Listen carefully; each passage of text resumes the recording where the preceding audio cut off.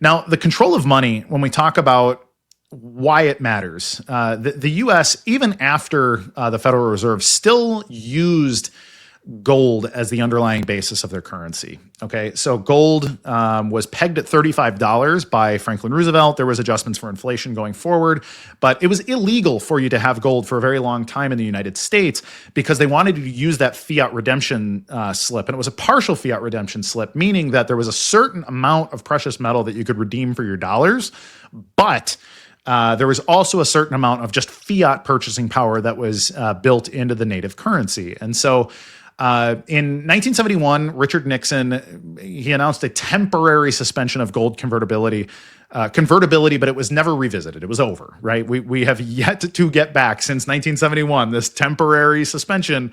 It's never come back. It's 2026. So, and if we look at what happened at that point from 1971, back when there was gold connected to the dollar, so back when the dollar was not just pure fiat, that as the economy got more productive, and this is so important.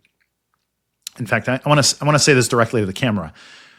When the government changed the dollar to being a pure fiat currency, the decoupling of productivity and purchasing power was massive. It was stark. So as the economy grew, and as Americans became more educated, more industrious, as they became more capable of building things well in the economy, well, their wealth went up. It went up with the value of the economy. But in 1971, there was an instant turn when fiat currency outpaced the ability of people to earn it and save it. That is the moment that equity holders began to outpace anybody that was working for a salary.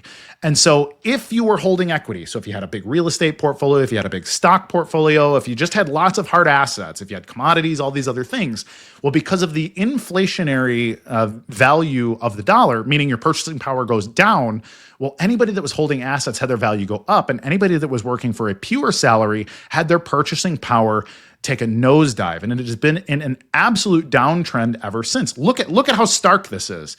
So the absurdity before 1971, the United States, the average person's money was directly correlated to the competitiveness of the economy. And look at this massive dip. It's so obvious here that that is the real change, and just absolutely insane. So we need to get back to a sound money, which we will get to Bitcoin here in a few minutes.